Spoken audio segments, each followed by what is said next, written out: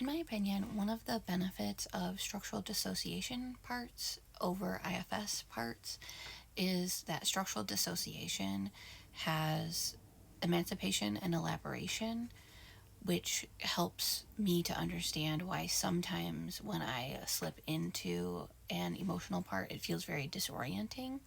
Whereas in IFS, at least to my understanding, I don't know as much about IFS, it kind of assumes that all parts are equally familiar with each other. But because of that, I wanted to read some passages from the book The Haunted Self, which is on structural dissociation, that is specifically on emancipation and elaboration. Also, on these videos, people keep asking what ANP and EP is. It is kind of a really basic part of structural dissociation theory. The theory is that we spend most of our time in an ANP, which stands for apparently normal part, and then EPs are parts that we slip into usually when triggered. They are caused by trauma and they intrude on our typical normal functioning.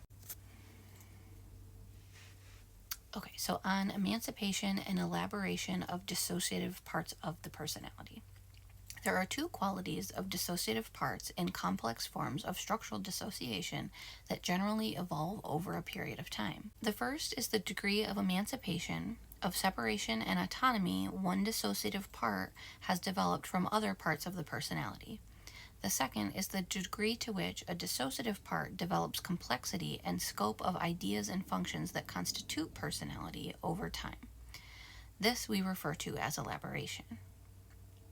Although emancipation and elaboration have tended to be associated with DID, in the literature, these processes can also occur in varying degrees in secondary structural dissociation and sometimes in primary structural dissociation as well.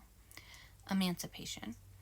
Emancipation involves the degree to which one part of the personality is able to act on its own outside of the control of other parts, including gaining full or executive control. Other parts may be amnesic for the part in control, or be aware of and unable to control that part. Interactions among parts that avoid integration contribute to their emancipation.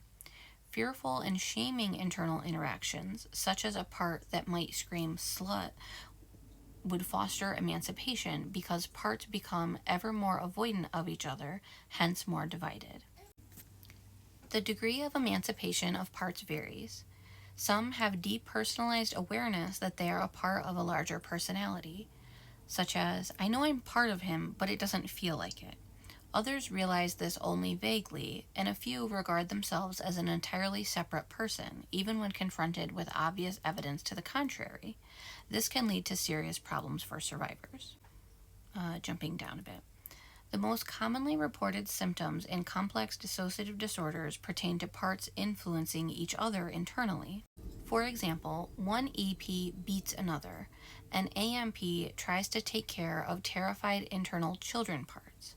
Another EP frequently makes nasty comments on the behavior of an ANP. A small child EP lies in the closet and cries internally. This active and sometimes elaborate internal life among parts is also quite common in DID and often involves tormenting reenactments of abuse. Some dissociative parts that influence other parts seldom, if ever, act in the external world. The internal world, usually one of desolation and terror, can be as real to those parts as the external one, or even more real. On elaboration. Elaboration is concerned with the complexity of a dissociative part's repertoire of actions, including memory, skills, and sense of self. It is developed when a dissociative part is regularly exposed to external reality or a rich internal reality. Recurrent interactions of dissociative parts with other people or among themselves extend their life history and repertoire of mental actions, whether they occur in the context of daily life or in traumatization. Thus, these interactions elaborate their existence. Some exchanges are benign or even supportive, but other contacts evoke fear, disgust, or shame. Elaboration on the sense of self, such as names, ages, and other identifying features, are far less important than the lack of realization that causes the elaboration in the first place. Jumping down a bit. Braun, in a 1986 publication, suggests a continuum of elaboration. At one end is a very limited EP that contains a small aspect of a traumatic experience, which he referred to as a memory trace fragment, and much more complex EPs at the other. He described a very limited EP as a fragment that has only a minimal set of response patterns to stimuli, life history, and a range of emotion and affect, but has knowledge for a short period of time. Some of these EPs have very specific purpose during traumatization. For example, a function of one EP in a DID patient was only to perform fellatio. This was in response to the patient being whipped and forced to perform fellatio on her brother for CSAM.